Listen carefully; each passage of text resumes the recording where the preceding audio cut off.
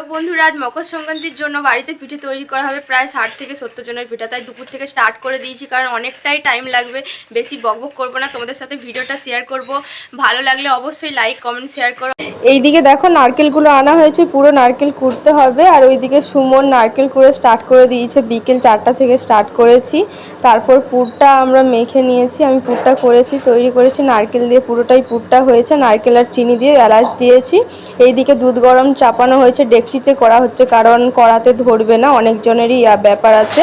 ওইদিকে কাকিমা খাচ্ছে আর সবাই মিলে আমরা এই দেখো বসে গেছি, পিঠে বানানো অলরেডি শুরু হয়ে গেছে।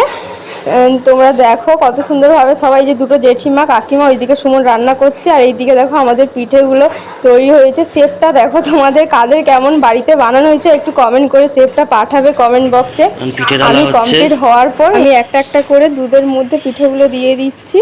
লাস্ট প্রায় শেষের পথে কমপ্লিট হয়ে গেছে। বাকিটা দেখো কাকিমা খেজুর গুড় দিয়ে পুরোটা কমপ্লিট করে দিয়েছে। শেপটা কেমন এসছে তোমরা একটু দেখো, এটা আমাদের ফাইনাল লুক।